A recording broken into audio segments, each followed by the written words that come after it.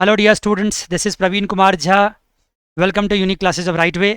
आज आपकी income spending की क्लास नंबर है 7th। आइए जी क्लास नंबर 7th करते हैं। क्लास नंबर 7th लिखिए पहले, फिर मैं देखता हूँ कि पिछले क्लास में क्या पढ़ाया था, थोड़ा उससे लिंक बनाएंगे और फिर आज की क्लास को कुछ आगे ले जाएंगे।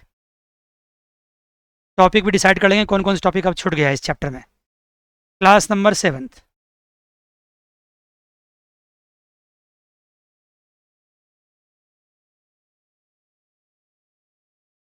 ओके, लिखिए जी।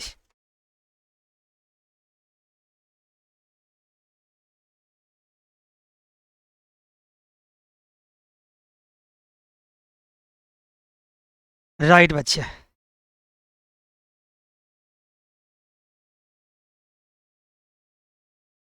क्या पढ़ाया था पिछली क्लास तक में, याद है कुछ?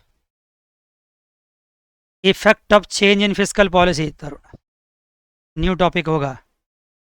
राइट, पिछले क्लास में जो टॉपिक था एक बार थोड़ा सा लिंक कर लीजिए आप लोग सब मिल करके मेरे साथ साथ।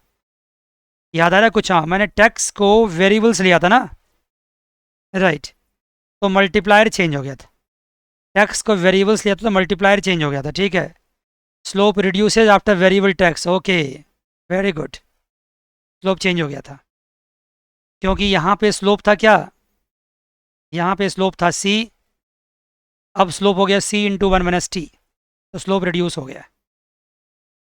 टैक्स वेरिएबल लिया था और मल्टीप्लायर चेंज हो गया था, मल्टीप्लायर हो गया था ये 1/1 - सी+ct। याद आ रहा है आप लोगों को? जल्दी बताइए, याद आ रहा है ना? राइट से याद आ रहा है, सब याद आ गया सर, याद आ गया बिल्कुल। देखो, जब टैक्स कांस्टेंट था तो मल्टीप्लायर ये था, जब टैक्स वेरिएबल हुआ तो मल्टीप्लायर ये हो गया। बताओ मल्टीप्लायर की वैल्यू घट गई बढ़ गई? ऑफ कोर्स, यहाँ 1/1 - सी और यहाँ क्या है, यहाँ पे +ct भी है। अगर मैं इसको ऐसे कर दूँ, इसको α1 मान लूँ, इसको α2 मान लूँ, तो बता सकते हो कौन ज़्यादा कौन कम है? कम ऑन जल्दी से। α1 इज ग्रेटर देन α2। देखा आपने, टैक्स लगाने से क्या हुई, मल्टीप्लायर कम हो गई। टैक्स ज़्यादा लगाओगे इकॉनमी स्लो हो जाता है, क्योंकि जो पैसे कंज्यूमर के पास है वो पैसे गवर्नमेंट ले लेती है, तो कंज्यूमर की कंजम्पशन क्या होती है, कम हो जाती है, स्लो होता है। तो ये सब बात थी पिछली क्लास में। अगर मान लो फिस्कल पॉलिसी का मतलब क्या होता है, change in government expenditure, change in TR and change in taxes. तो गवर्नमेंट एक्सपेंडिचर मल्टीप्लायर 1/1 - सी+ct था, टीआर का C/1 - सी+ct है, और ये टैक्स मल्टीप्लायर भी निकालना सिखाएंगे आपको हम, इसका भी कैलकुलेशन होगा, याद रखना, लंबा कैलकुलेशन है। जब टैक्स वेरिएबल होता है तो उस केस में टैक्स मल्टीप्लायर को कैसे हम निकालते हैं ये निकालना सिखाएंगे अभी आपको। राइट सर, जब टैक्स फिक्स था तब तो ये हुआ था, याद है, -C/1 - सी। Got it? जो टैक्स फिक्स था, देखो टैक्स फिक्स है और टैक्स वेरिएबल है, तो टैक्स वेरिएबल के केस में टैक्स मल्टीप्लायर क्या होगा? चलो पहले वही टॉपिक लिखते हैं। टैक्स मल्टीप्लायर लिखो, टॉपिक लिखो, टैक्स मल्टीप्लायर कब, बोलो ना। When tax is variable. देखो मैं लाइव क्लासेस लेता हूँ इसीलिए क्योंकि बच्चे के साथ इंटरेक्शन हो। अगर बच्चे यहाँ पे स्टैटिक बिहेवियर करेंगे फिर लाइव का क्या मतलब है? अब बात करेंगे मेरे से। Right sir, tax multiplier when tax is variable, एक टॉपिक तो ये हो गया। चलिए जी, ये टॉपिक होगी क्लास में, तो पहले मैं समेट लेता हूँ सब कुछ की और क्या क्या पढ़ाना है। उसके बाद गवर्नमेंट बजट, अगला टॉपिक होगा गवर्नमेंट बजट। राइट, उसके बाद क्या होगा, its effect on what, its effect on income, government budget का effect on income. Right, government budget का इफेक्ट ऑन इनकम और इनकम का इफेक्ट ऑन गवर्नमेंट बजट, दोनों साइड से होता है ये चीज़, ये टू वे है। इसी में साथ साथ क्या है, effects of income on government budget, मतलब साफ सी बात है टू वे है। अगर मैं बजट लिखूँ, गवर्नमेंट बजट लिखूँ यहाँ पे, और यहाँ पे मैं इनकम लिखूँ तो क्या करूँगा, ये इस पर भी डिपेंड करता है और ये भी इस पर डिपेंड करता है, टू वे पॉलिसीज है। ओके सर, लिखते जाइए। नेक्स्ट पॉइंट क्या है, impact of change in fiscal policy on government budget. Next point है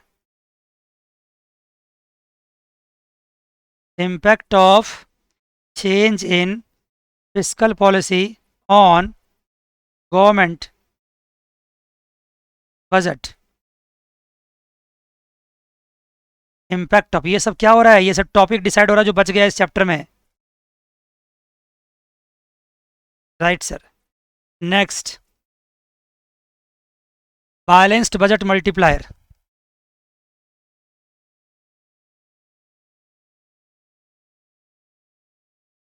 balanced budget multiplier. Next, full employment budget surplus. और इन सब चीज़ों पर ध्यान दीजिएगा, ये सब आगे भी काम आता है। Full employment budget surplus. And next,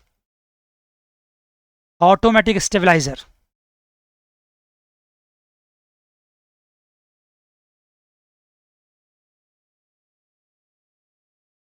stabiliser, LISER या ZER, वट एवर, तुम जो भी लिख सकते हो, जेड भी आता है। ऑटोमेटिक स्टेबलाइजर, अगर ये सारा टॉपिक हम पढ़ लेंगे तो यहाँ पे इनकम स्पेंडिंग कंप्लीट हो जाएगा। और जब इनकम स्पेंडिंग कंप्लीट होगा तो उसके बाद क्या स्टार्ट होगा, बता सकते हो? उसके बाद स्टार्ट होता है ISLM। राइट, लेकिन क्यों भी लिखे, हम बस समझा दिया मैंने आपको, ताकि आप क्या रहे हैं, आपको पता रहे कि हम कहाँ हैं, क्या कर रहे हैं। तो ISLM अभी थोड़ा सा आपसे दूर है। तो आज की क्लास में बात होगी tax multiplier and many more things, और सब ये सब बातें होगी। राइट, तो चलिए, कुछ बातें हैं जो यहाँ है नोट्स में, लेकिन मैं पढ़ाऊँगा नहीं क्योंकि रिपीटिंग हो जाएगा, वो रिपीटिंग नेचर का हो जाएगा, ज़रूरत नहीं है पढ़ाने का। राइट, क्योंकि मैं बता चुका हूँ आपको, टैक्स अगर फिक्स होगा तो मल्टीप्लायर क्या होगा, बता सकते हो? बोलो ना।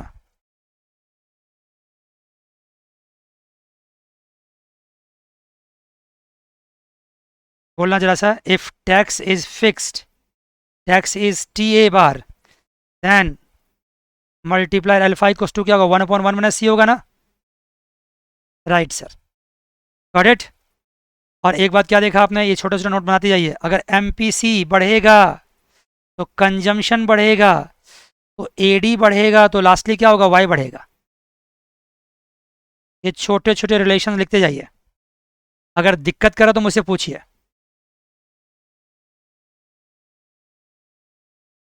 वैसे भी अगर C बढ़ता है, MPC बढ़ता है, तो अल्फा भी क्या होता है, बढ़ता है, मल्टीप्लायर ही बढ़ता है। Right sir. अगला पॉइंट देखो, इफ टैक्स वेरिएबल, बात हो चुकी कई बार।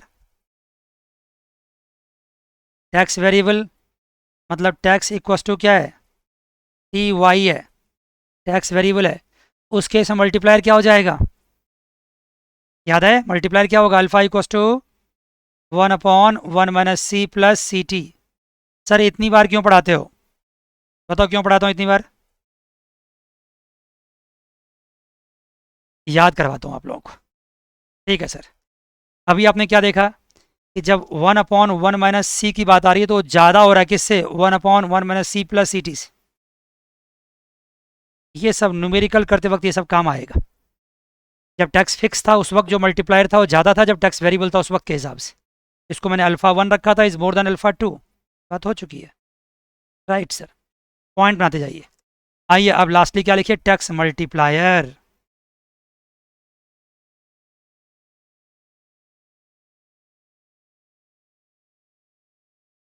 टैक्स मल्टीप्लायर लिखिए, इंपॉर्टेंट है, न्यूमेरिकल्स में आता है। यहाँ मैं फॉर्मूला भी ड्राइव करूंगा, लेकिन एग्जाम में जनरली क्या होता है ना, डेरिवेशंस नहीं आता, सीधे यूज़ करने के लिए आता है। ऐसा नहीं कहता टैक्स मल्टीप्लायर को डिराइव करो, लेकिन फिर भी आपके सिलेबस का पार्ट है तो मुझे करना पड़ेगा, मैं सीधे फॉर्मूला देके नहीं निकल सकता हूँ। क्या मानते हो बात को, मानते हो ना? यस सर मानते हैं। आइए जी, आइए लिखिए एग्रीगेट डिमांड क्या होता है बताइए। Aggregate demand equals to C plus I plus G plus, बोलो, C plus I plus G plus N X. लिखते हो जो आराम से, बड़ी रिलैक्स होके पढ़ो, चिंता नहीं करना, रिलैक्स होके पढ़ो बहुत आराम से। सी plus I plus G plus N x. बेटा जान बताओ, सी के बदले में क्या लिखोगे आप? सी प्लस का सम सच बताओ जल्दी से, क्या लिखोगे? सी bar plus C Y D, क्या बात है, plus I bar plus G bar plus N X बार। कई बार हो चुका है। अगर मैं कहूँ आपसे कि सी बार है प्लस सी है, वाई डी के बदले पुट को, तो क्या पुट करोगे? टैक्स वेरिएबल तो 1 minus T Y plus what, plus T R transfers. Fantastic. और प्लस क्या कीजिए, आई बार प्लस जी बार अब प्लस एन एक्स बार। आप लोग हमारे लेक्चर्स को, जो फ्री लेक्चर्स उपलब्ध हैं, अपने दोस्तों में शेयर कीजिए। काफ़ी बच्चों ने किया है और आपने इसको काफ़ी ज़्यादा बच्चों तक शेयर किया, क्योंकि काफ़ी सारे बच्चे मेरे पास इंक्वायरी करते तो वो नाम बताते हैं आप लोगों का, लेकिन कुछ बच्चों ने नहीं किया है। तो मुझे उम्मीद रहेगा कि आप भी उसको शेयर कीजिए, डेफिनेटली शेयर कीजिए। यही तो आप कर सकते हैं। और क्या कर सकते हैं? आप जो गुरुदक्षिणा जमा करते हैं, जो फ़ी जमा करते हैं, वो तो कैश होता है, और कैश तो आने और जाने का चीज़ होता है, वो तो सर्कुलेट होता है। इकोनॉमी पढ़ते हैं आप, इकोनॉमिक्स। आप मेरे को दोगे, मैं किसी और को दे दूंगा। आप मेरे को ऐसा क्या दे सकते हो जो परमानेंटली मेरे पास रहे? और मैं क्या दे सकता हूँ? मैं तो दे ही रहा हूँ जो आपके पास परमानेंट रहेगा, नॉलेज। और आप मुझे क्या दे सकते हो? गुडविल। अगर आप मेरे लेक्चर्स को शेयर करते हो, अगर अगर आपको अच्छा लगता है, तो वो जो सर्कुलेशन होता है ना, वो पता नहीं कितने साल तक रहता है। आप ये प्लीज़ कीजिए। Right sir. तो क्या है आगे, इसको हम ओपन करें। C bar plus C Y minus C T Y plus C T R plus I bar plus G bar plus N X bar. करते जाओ, वेरी गुड। कहाँ आएगा? प्लस सी टी आर आएगा, ठीक है, प्लस सी टी आर आएगा। तरुणा बोल रही हैं? Yes sir, plus C T R bar आएगा। Okay sir. तो अब अगर मैं देखूं, आपको सब कुछ कट कटा के मैं देखता हूं अगर, तो क्या होता है? देखो, ये तो ए डी इक्वस टू था, इक्विलिब्रियम पॉइंट पे क्या होगा? एट इक्विलिब्रियम पॉइंट क्या होता है? ये हो जाएगा सब कुछ y equals to A D हो जाएगा ना। इसका मतलब ए डी तो है ही, ये अल्टीमेटली सब y इक्वस टू हो जाएगा। y equals to C bar plus C Y minus C T Y plus C T R. कितनी बार लिखूँ, थक जाता हूँ। ये ऑटोनमस मानो, plus I bar plus G bar plus N X bar. और सबको अगर सॉल्व करोगे तो अल्टीमेटली क्या आएगा, जो पहले कर चुके हैं हम लोग? y इक्वस टू क्या आएगा? A bar plus C Y minus C T Y. मानते हो? आएगा? आएगा A bar plus C Y minus C T Y, ये आएगा। हालांकि इसके भी आगे हम सॉल्व करते थे कि वाई को एक साथ ले आते थे तो मल्टीप्लाई आ जाता था, याद है? लेकिन अभी इसके आगे नहीं जाओ, अभी यहीं तक रहो। इसको अगर इसके आगे सॉल्व करोगे, सारे वाई को एक साथ ले लोगे, तो क्या आ जाएगा? बोलो ना, मल्टीप्लायर आ जाएगा। मानते हो? लेकिन अभी आपको ऐसा नहीं करना है, अभी आपको यहीं छोड़ देना है। अब मुझे बताओ कि मुझे क्या चाहिए? टैक्स मल्टीप्लायर चाहिए। टैक्स मल्टीप्लायर मतलब क्या समझते हैं आप? टैक्स मल्टीप्लायर का मतलब समझते हैं, यहाँ समझना। टैक्स मल्टीप्लायर का मतलब समझते हैं change in Y upon change in T. ये समझते हैं ना? बताओ, बोलो ना। अगर डेरिवेटिव्स के टर्म्स में कहें तो del Y upon del T बोलते हैं ना। तो अगर मैं इसको क्या करूं, डिराइव कर दूं, तो कितना आसान हो जाएगा। ये क्या कर दूं? इसको del Y upon del T कर दूं, बता सकते हो क्या आ जाएगा? बोलो, ये कांस्टेंट है ना, तो कांस्टेंट का डेरिवेटिव्स क्या होता है? जीरो ही होता है। नहीं मानते हो? तो ये क्या बचेगा फिर? C del Y upon del T, और क्या बचेगा? Minus C del T Y upon del T बचेगा ना। मानते हो? और टी वाई क्या है? यहाँ प्रोडक्ट रूल लग जाएगा। यहाँ पे क्या है? यहाँ देखो, ये टी वाई है ना, क्या लग जाएगा यहाँ पे? Product rule. और दोनों को अलग अलग निकालेंगे। कैसे? देखो, C del Y upon del T minus C को पहले, सी तो बाहर है ही ना, चलो सी को मैं कॉमन ले लेता हूँ। देखो यहाँ ऐसा कर लेता हूँ। चलो इतना कॉम्प्लिकेट क्यों करें, सीधा करो ना। क्या करूँ? पहले टी को बाहर करता हूँ, तो ये क्या हो जाएगा? Del Y upon del T होगा ना। राइट, और माइनस क्या होगा, सी तो बाहर है ही, अब मैं वाई को बाहर करता हूँ तो del T upon del T. पहले बताओ समझ में आई बात?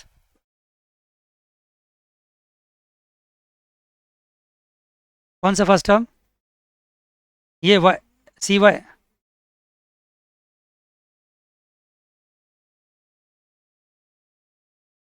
ये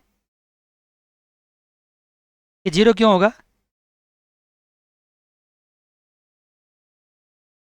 हाँ तो वाई को डिराइव कर रहे हैं ना, वाई को टी के रेस्पेक्ट में del Y upon del T हो जाएगा ना।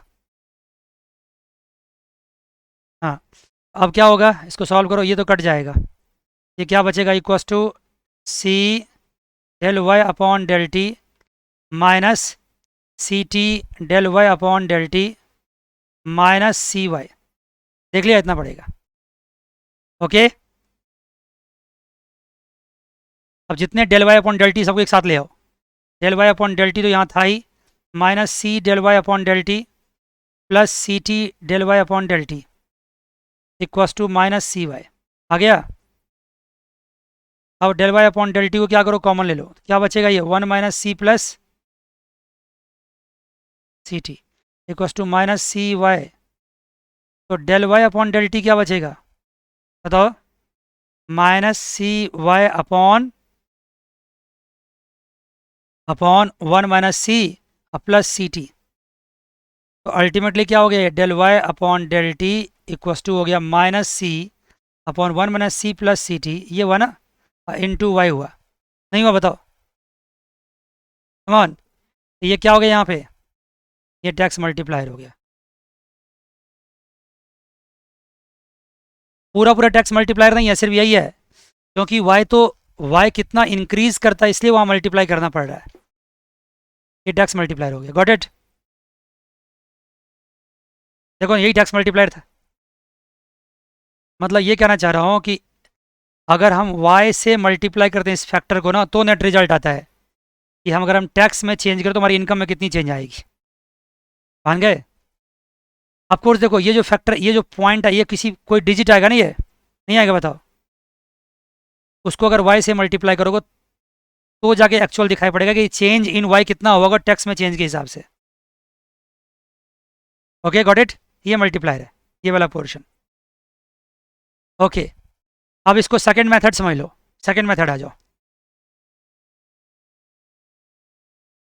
ये मेथड तो बेहद ही आसान था, लेकिन सेकंड मेथड से मल्टीप्लायर निकाल देता हूँ। हालांकि टैक्स मल्टीप्लायर का सीधा यूज़ है वहाँ पे एग्जाम में, डेरिवेशन नहीं आता है, लेकिन फिर भी अगर कॉलेज में या किसी टीचर्स ने ये कह दिया कि चलो टैक्स मल्टीप्लायर याद कर लो और कर लो, तो फिर क्या फ़ायदा है यार, एक बार ज़िंदगी मिला है, पढ़ने का मौका मिला तो सब कुछ पढ़ना चाहिए ना। अगर आप डेरिवेशंस नहीं भी याद करते तो कम से कम इसको फॉर्मूला जरूर याद रखना चाहिए। लेकिन मैं तो करूँगा सब कुछ, क्योंकि पता नहीं किसका ज़रूरत कब पड़ जाए, यहाँ नहीं पड़े, अगले सेमेस्टर में पड़ जाए, इसलिए मैं सारा कुछ करूँगा। करूँ कि छोड़ दूँ बताओ जल्दी से, क्या बोलते हो, सेकंड मेथड करूँ कि छोड़ दूँ? मैं बीइंग स्टूडेंट ये मान के चलता हूँ कि अगर मैं किसी भी तरीके से कितना भी मेथड से पढ़ता हूँ तो मेरे नॉलेज में एड ऑन होता है, और कोई भी नॉलेज कभी भी बेकार नहीं जाता है, हर जगह काम आ जाता है, कभी ना कभी। नहीं आता बताओ? आपने कभी एक्सपीरियंस किया जो कुछ आपने स्कूल लेवल में पढ़ा होगा वो भी कभी काम आ जाता है, यस या नो? जरूर किया होगा, बोलते नहीं, बात अलग है, नहीं जरूर किया होगा। आइए जी सेकंड मेथड देखिए। अब आप मुझे बताएंगे कि अगर टैक्स बढ़ेगा, मान लो टैक्स के बढ़ने से हमारे इनकम पे क्या फ़र्क पड़ेगा, या इनकम पे क्या फ़र्क पड़ेगा बताओ? अगर टैक्स बढ़ेगा तो इनकम पे, इनकम से पहले बताओ एग्रीगेट डिमांड पे क्या फ़र्क पड़ेगा? अगर टैक्स रेट बढ़ेगा तो एग्रीगेट डिमांड कम होगी, तो अल्टीमेटली वाई भी कम होगी ना, मानते हो? क्योंकि टैक्स के बढ़ने से हमारा पैसा गवर्नमेंट के पास चला गया तो हम उतना कंजम्पशन कम कर दें, डिमांड कम हो जाएगी, तो इनकम भी कम हो जाएगी। तो टैक्स का ये मतलब है। अब अगर मैं यहाँ करता हूँ, एक डायग्राम ड्रॉ कर दो, देखो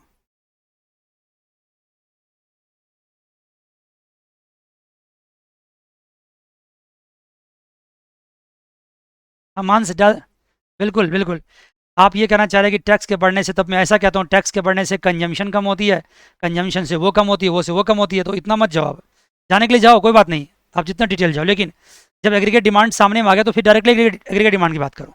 ओके, और सब तो है ही। मानते हो? हम्म, ये बात हो गई। अब देखो, अब मैं यहाँ क्या करता हूँ कि एक एग्रीगेट डिमांड ड्रॉ करता हूँ। ये AD1 है और एक AD2 ड्रॉ करता हूँ। AD2 है और एक y इक्वस टू AD तो मुझे लेना ही था, जो मैं लिया ही नहीं। y इक्वस टू AD है। ये किनीशियन क्रॉस होता है जिसको 45 डिग्री एंगल पे होता है, मैं कई बार कह चुका हूँ। मान के बच्चे, यहाँ पे हमारी इनकम क्या, ये इनकम क्या हमारी y1 है और ये इनकम क्या हमारी y2 है। ये AD1 क्या है? AD1 है a bar plus c into 1 - t और y। ये है क्या? a bar plus c into 1 - t y। अब आपको एक काम करना है कि देखो, दोनों जगह a बार सेम है ना, a बार तो सेम ही है। दोनों AD1 AD2 में a बार तो सेम है ना, कमान।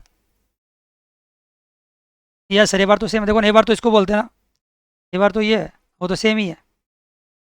तो फर्क किस बात का पड़ा? स्लोप का फर्क पड़ा। एक स्टीपर हो गया, एक फ्लैटर है। Right sir. आप ये बताओ कि AD1 ज़्यादा है कि AD2 ज़्यादा है? AD1 is less than AD2। दोनों जगह कंजम्पशन मतलब MPC भी सेम है, MPC में फर्क नहीं पड़ा, दोनों जगह टैक्स में फर्क है। तो टैक्स क्या रखूंगा यहाँ पे? T1। यहाँ क्या कर दूँ? T2। अब आप मुझे बताएंगे T1 और T2 में ज़्यादा कौन बड़ा है, कौन छोटा है? बताओ। T1 T2 में कौन? T2 क्या है?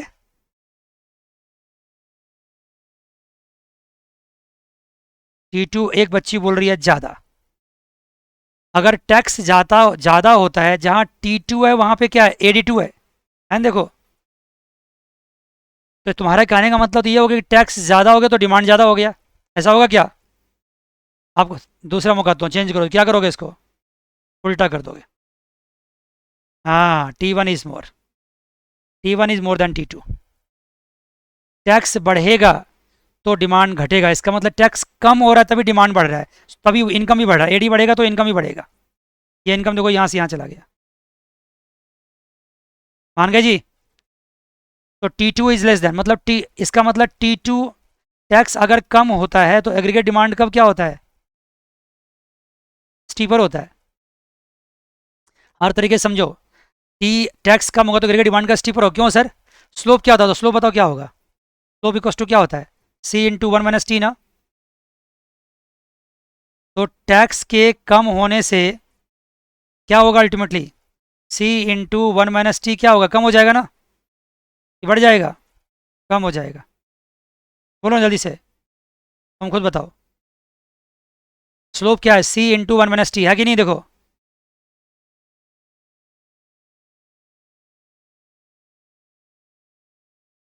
तो टैक्स के कम होने से 1 - t क्या होगा? बढ़ जाएगा। तो C इंटू 1 - t क्या होगा? वो भी बढ़ जाएगा, स्लोप बढ़ जाएगा। देखो ना कितना बारीकी से, कितना कितना नीचे जाके स्मूथली समझ पा रहे। देखो ध्यान से, स्लोप इक्वस टू ये होता है, अगर टैक्स घटेगा तो 1 - c बढ़ेगा, 1 - t बढ़ेगा।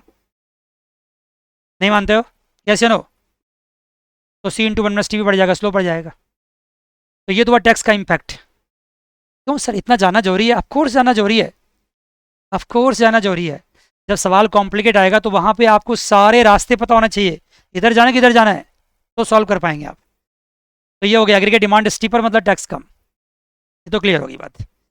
अब देखिए यहाँ पे मैं एक चीज़ सिखाता हूँ आपको। देखो क्या, मुझे एक बार बताओ, मैंने क्या सिखाया था आपको? यहाँ पे दो इनकम है, एक Y1 है और दूसरा Y2 है। Y1 इक्वस टू क्या लिख सकते हैं हम? α1 इंटू ए बार लिख सकते हैं। Y2 इक्वस टू α2 इंटू ए बार लिख सकते हैं। तो इसका मतलब हुआ कि ए बार इक्वस टू क्या लिख सकते हैं? Y1 upon α1। और ए बार इक्वस टू यहाँ क्या लिख सकते हैं? Y2 upon α2। यस या नो? कम ऑन जल्दी से।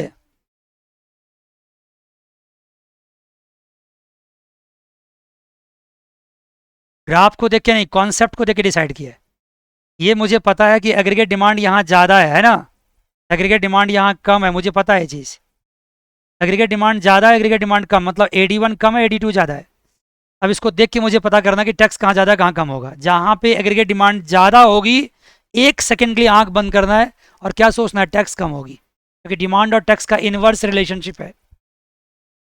ठीक है, ज़्यादा टैक्स चार्ज करना अच्छी बात नहीं मानी जाती है। ओके सर, बहुत अच्छी बात। यहाँ पे आ जाइए वापस, यहाँ भी ए बार आ गया, यहाँ भी ए बार आ गया। इस दोनों से आप क्या क्या देखना चाहते हैं कि y1/α1 equals to y2/α2। Am I right और रॉन्ग?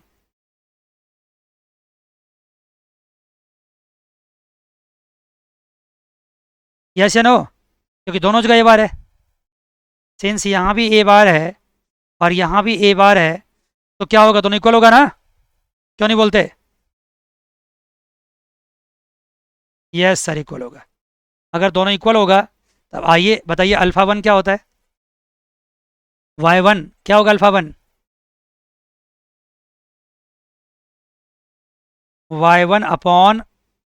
y1/1 क्या होगा, 1 - c + ct होता है ना, इक्वस टू y2 ये ct1 हो जाएगा यहाँ पे, y2/1/1 - c + ct2 नहीं होगा, बताओ क्या कह रहा है बच्चा? α1 की वैल्यू रखी। अब ये ऊपर चला जाएगा, क्या हो जाएगा, ये y1 × 1 - c + ct1 हो जाएगा, और ये क्या हो जाएगा, y2 × 1 - c + ct2 हो जाएगा। मानते हो बच्चे? बोलो ना। कोई बात नहीं, मानने वाली बात क्या है इसमें, बिल्कुल सही है। क्यों? यस, कमान जल्दी से बोलो यस। Yes sir. अब इसको मल्टीप्लाई करो, y1 - y1 × c, ये छोटा सी है, MPC है ये, plus y1 × ct1 equals to y2 - y2 × c plus y2 ct2। Come on जल्दी से बताओ। मैं तो जल्दीबाजी नहीं करने वाला, आप लिखते जाओ तभी करूँगा आराम से। क्लियर यहाँ तक? Yes sir. अब जो जैसा दिखता है उसको उसके साथ रखो, ये और ये एक जैसा दिखता है, ये और ये एक जैसा है, और ये एक जैसा, उसको एक साथ रखो। और y2 को पहले लिखना, y1 को बाद में लिखना। तो क्या करूँ फिर मैं ये करूँगा y2c - y1c। देखा जी बच्चा? बोलो जल्दी से, बोलो। और -y2ct2 मैं कहीं भी लेके जा सकता हूँ, डिपेंड करता है, मुझे y2 को पहले रखना है। तो ऑफकोर्स मुझे इसको क्या करना पड़ेगा, इधर ले आना पड़ेगा, y2c - y1c। ओके, माइनस ये इधर चला गया ना, ये इसको इधर ले गया, इसको लेफ्ट साइड ले गया, इसको लेफ्ट साइड ले गया, तो -y_ct2 -y माइनस नहीं प्लस होगा, sorry plus y1ct1 equals to y2 - y1। देखा मेरी क्या कोशिश रही कि कहीं भी लिखूं एक जैसा, लेकिन पहले y2 रखूं फिर y1 रखूं। अब क्या करूंगा मैं, बताओ? यहाँ पे c कॉमन ले लूंगा, तो क्या हो जाएगा, ये y2 - y1 और माइनस क्या कॉमन ले लूँ, यहाँ भी c कॉमन ले लूँ, ये क्या हो जाएगा, -c। तो क्या हो जाएगा ये y2t2। चलिए बच्चे, तो c y2 - y1 और -c, ये क्या करेंगे यहाँ पे, c कॉमनली क्या होगा, y2t2 और माइनस हो जाएगा, यहाँ पे क्या होगा, -y1 y1t1 इक्वस टू क्या होगा, y2 - y1। मान गए? Right sir. अब यहाँ क्या लिखें, ये लिखेंगे चेंज इन y, अब minus change in y equals to c into y2t2 अब -y1t1। पता चला क्या किया मैंने, ये चेंज इन y को इधर ले आए, लेफ्ट साइड ले आए, अब अगर मैं चेंज इन वाई को यहाँ बाहर करूँ तो ये क्या हो जाएगा, सी माइनस वन, ओके, और C into Y two T two minus Y one T one. अब अगर मैं यहाँ पे ऐसा करूँ, इधर माइनस लगा दूँ तो ये क्या हो जाएगा, change in Y one minus C equals to C Y two T two minus Y one T one. अब अगर मैं इसको इधर रख दूँ y और वन माइनस सी कर दूँ और माइनस साइन इधर ले जाऊँ, minus C Y two T two minus Y one T one. कुछ नहीं किया, बस हल्का हल्का चेंज किया। मान गए बच्चे, यहाँ तक क्लियर है? क्लियर है बच्चे, बोलो ना, राइट से क्लियर है। अब मुझे बताइए, मुझे पूछना है आपसे, कुछ बातें बताओ जी। T2 और T1 में कौन ज़्यादा बड़ा है? T1 बड़ा है ना, T2 छोटा है। तो इसमें जो चेंज होगा वो चेंज क्या हो, चेंज इन टी का लाएगा ना। तो अगर मैं ऐसा कर दूं कि T2 में चेंज इन टी को प्लस कर दूं तो ये किसके बराबर हो जाएगा, T1। क्या बात है, बहुत बढ़िया, मानते हो? बोलो ना, मानते नहीं मानते? सोच लो, बढ़िया सोच लो, बढ़िया सोच लो, खूब बढ़िया से। T2 is less than T1 और दोनों में डिफरेंस जो चेंज इन टी है, तो जो छोटा है उसमें प्लस करेंगे तब तो बड़े के बराबर होगा वो। Yes sir. आइए जी, अब आगे लिखिए। मैं क्या कर सकता हूँ, change in Y one minus C equals to minus C Y two T two minus Y one, ये क्या होगा, T2 plus change in T. Come on, सही है, सही है। ये क्या हो गया, minus C Y two T two और minus Y one T two और minus Y one change in T one, change in T plus होगा। अच्छा, यहाँ से भी कर दिया ना, हाँ, minus C Y two T two, यहाँ भी माइनस माइनस प्लस हो जाएगा नहीं, यहाँ सी भी तो आएगा, plus C Y one T two और यहाँ माइनस आएगा, यहाँ पे माइनस, नहीं नहीं प्लस ही आएगा, ठीक है ना, प्लस ही आएगा। मान गए?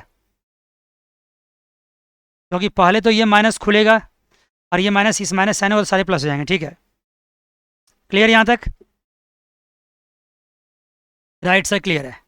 अब क्या करेंगे, अब आगे चल के इसको कुछ देखिए, कहाँ पे y2 और y1 कहाँ कहाँ साथ साथ आ रहा है उसको देख लो, y1 को। तो यहाँ पे मैं क्या देखता हूँ कि ये y2 y1 है, इसमें कोई कॉमन ले सकते हैं क्या हम, बताओ? माइनस कॉमन ले सकता हूँ क्या, minus C T two common ले सकता हूँ यहाँ पे, ये क्या हो जाएगा, y2 माइनस वाई बना जाएगा ना, बोलो। और ये हो जाएगा क्या, यहाँ ऊपर एक चीज़ छोड़ दिया, यहाँ सी भी आएगा, ये आएगा C Y one change in T, मानते हो? ये क्या आएगा, minus C T two into change in Y आ जाएगा, कमान जल्दी से। और ये क्या होगा, C Y one change in T आएगा, मानते हो? अब ये change in Y one minus C plus C T two और change in Y equals to C Y one change in T आएगा, मानते हो जी बच्चे? अब क्या करें, यहाँ पे चेंज इन वाई कॉमन ले लें, ये क्या आ जाएगा, वन माइनस सी प्लस क्या आएगा, सी टी टू आएगा ना, one minus C plus C T two, मानते हो? इक्वस टू क्या आएगा, C Y one change in T, C Y one change in T, right sir, पक्की बात, पक्की बात। अब क्या करें, change in Y upon change in T को एक साथ कर दें, ये क्या होगा, C upon one minus C plus C T two into क्या हो जाएगा, वाई वन, मान गए? आ गया मल्टीप्लायर, देखो ये मल्टीप्लायर आ गया, मल्टीप्लायर आ गया। ठीक है बच्चे, क्लियर है? अब आप, हाँ वो मल्टीप्लायर होगा, सिर्फ ब्रैकेट वाला पोर्शन मल्टीप्लायर आ जाएगा।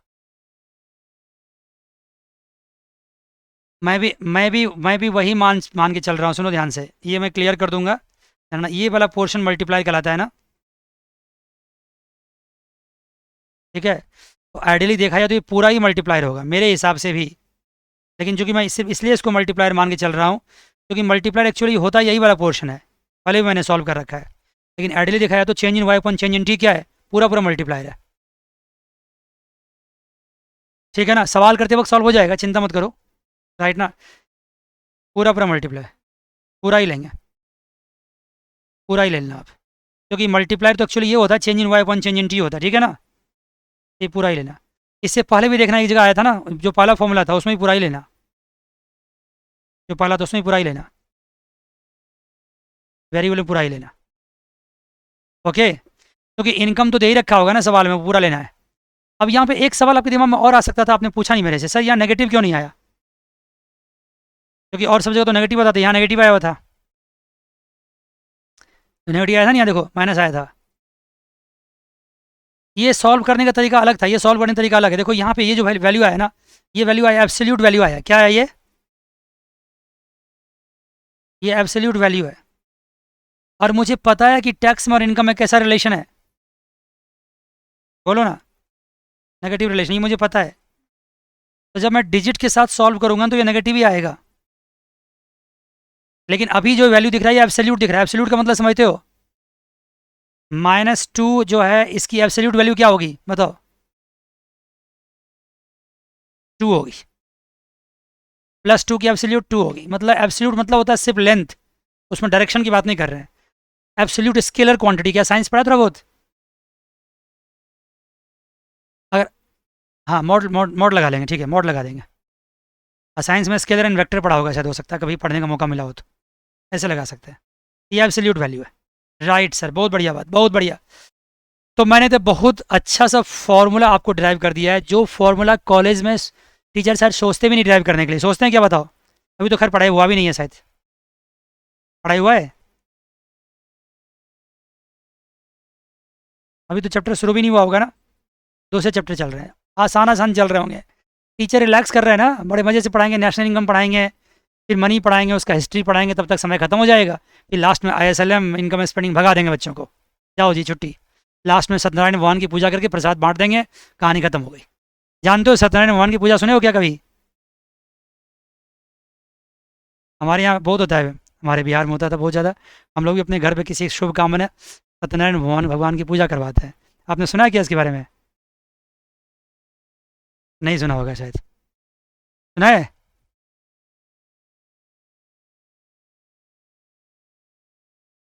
तो ऐसा ही होता है लास्ट में, मतलब लास्ट में जो टाइम बच गया सो बच गया, उसको लगा दो मेन मेन टॉपिक पे, जबकि उल्टा होना क्या चाहिए, जो मुश्किल टॉपिक है, जो ज़्यादा टाइम टेकिंग टॉपिक है, उसको पहले पढ़ाना चाहिए। क्यों, गलत बोल रहा हूँ क्या? बोलो ना। नहीं सर, गलत नहीं बोल रहे, बिल्कुल सही बोल रहे हैं। आइए। हम्म,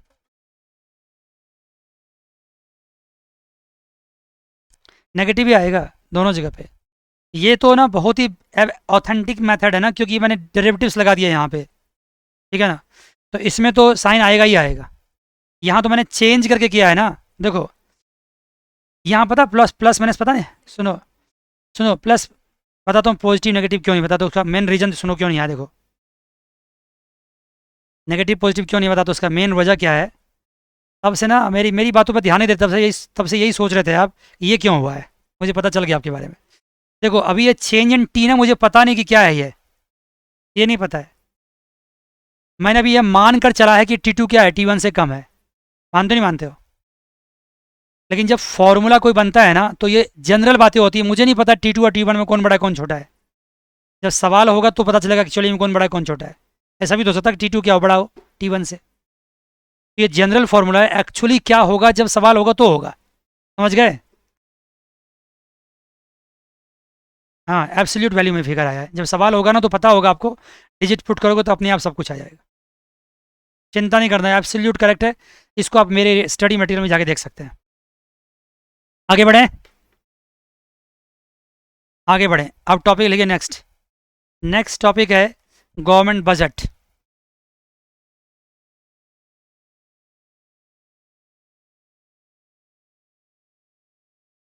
गवर्नमेंट बजट,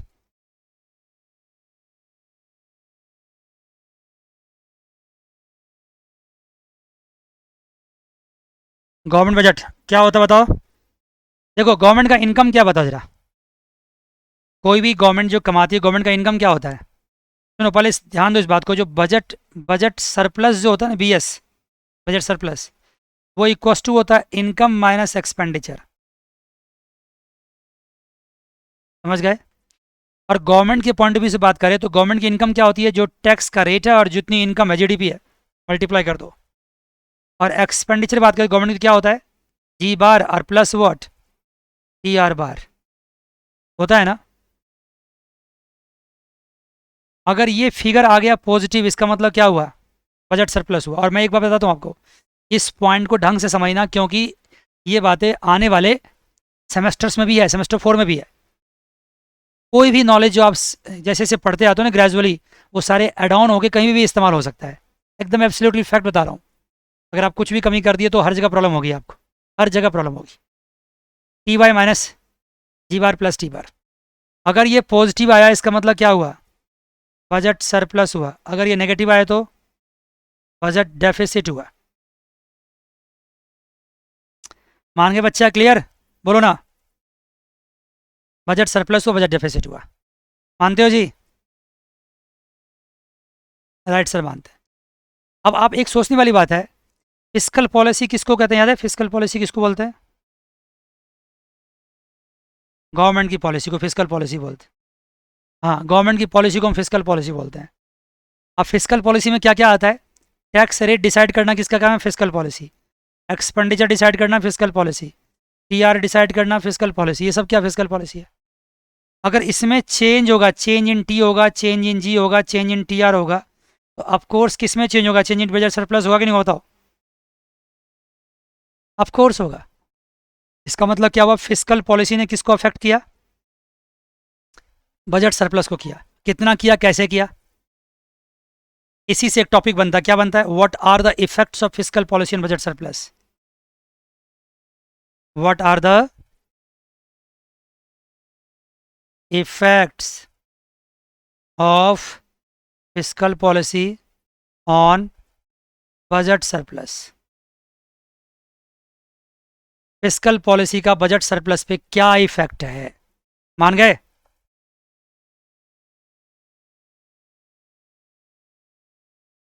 हाँ, बजट डेफिसिट मतलब क्या हुआ? एक्सपेंडिचर ज़्यादा हो गया, इनकम कम हो गया, बजट डेफिसिट हो गया। मान गए? सेम वे में हाँ करेगा, ऑफ कोर्स। जो भी फिस्कल पॉलिसी होगा, budget surplus and budget deficit. अब मैंने बजट सरप्लस बोल दिया, चलो आपको इससे बुरा लग रहा है ना, चलो मैं बजट डेफिसिट भी लिख देता हूँ। बात वही है ना, दोनों को अफेक्ट करेगा, करेगा ही ना, ऑफ कोर्स करेगा। तो what are the effects of fiscal policy on budget surplus और बजट डेफिसिट, व्हाटएवर, राइट ना। अब कितनी बार budget surplus and budget deficit बार बार बोलूंगा? आगे से मैं कोई एक ही बोलूंगा। ओके, क्या फ़र्क पड़ सकता है इनका? जो चेंज होगा उसके हिसाब से फ़र्क पड़ेगा, राइट सर। लेकिन मैं ये कहता हूँ कि ये टॉपिक थोड़ा सा लंबा है, समझ गए? लंबा मैं देख सकता हूँ इसको कि थोड़ा लंबा है और थोड़ा सा टेढ़ा भी है। इसमें मुझे बजट सरप्लस मल्टीप्लायर भी निकालना है और बैलेंस बजट मल्टीप्लायर भी निकालना है, बहुत बातें करनी है। तो ये टॉपिक इतना खूबसूरत, इतना मज़ेदार है ना कि ये एक क्लास तो ज़रूर मांगता है इसके ऊपर। क्या बोलते हो आप लोग? क्या बोलते हो? और ये ऐसा टॉपिक नहीं कि जो मैं थके हुए लास्ट में 10 मिनट 5 मिनट पढ़ाऊँ, बिल्कुल फ्रेश माइंड से नए क्लास में पढ़ाने का टॉपिक है ये। मैं देख सकता हूँ कि 15-20 मिनट में और पढ़ा सकता था, लेकिन कोई ऐसा जरूरी नहीं है, कभी मैं ज़्यादा भी पढ़ा सकता हूँ, कभी मैं कम भी पढ़ा सकता हूँ, एज़ पर द नीड। तो अगर मेरा एक टॉपिक सही ढंग जगह पे ख़त्म हो चुका है और इसको मैं बनाऊंगा तो उसको ग्राफिकल प्रेजेंटेशन करना होगा, फिर मैथमेटिकल डेरिवेशन करना होगा, फिर बहुत बातें हैं, चेंज इन बजट सरप्लस करना होगा। देखना अगली क्लास में पढ़ाऊंगा ना, देखना कितनी बातें इसमें आएगी। आपको बिल्कुल सही कह रहे हैं सर कि नई क्लास में नई तरीके से, नई माइंड से, फ्रेश माइंड से काम करते हैं। क्या बोलते हैं बच्चे आप लोग? जल्दी बताइए। क्योंकि बीच में कहीं इसको हम छोड़ नहीं सकते हैं। और एक बात बताओ, अगर ये टॉपिक मैं पढ़ाऊंगा ना तो ये नहीं पढ़ाऊंगा ये टॉपिक पढ़ा रहा हूँ, मैं पढ़ाऊंगा क्या पता है क्या पढ़ाऊंगा? बोलो। मैं एग्जामिनेशन का एक क्वेश्चन कराऊंगा। मतलब ये कहना चाहता हूँ कि ये एग्जाम में, बोलो, डेफिनेटली आता है, नहीं आने का सवाल ही नहीं उठता है। अगर ये खूबसूरत टॉपिक एग्जाम में नहीं है तो क्या आएगा? अब क्या होगी, आपको इंतजार रहेगा कि सर ऐसा कौन सा टॉपिक आप बोल रहे हो जो अगली क्लास में कि आप बताओगे जो एग्जाम में आएगा ही आएगा, ऐसे कैसे दावे के साथ? ऑफकोर्स कोई भी टेंडेंस देखना ना, ये सवाल आता ही आता है, हर बार आता है, जो कि बहुत मजेदार है। और इसका इम्पैक्ट जो है सो ये नॉलेज जो है ना आपको काम भी देता है आगे जगह पे, इसलिए एग्जाम में ये चीज़ पूछा जाता है। तो मैं आज आपकी क्लास से विदा लेता हूँ, आज के लिए इतना ही। अगली क्लास से फिर मिलूंगा। God bless you all, take care, bye bye and see you.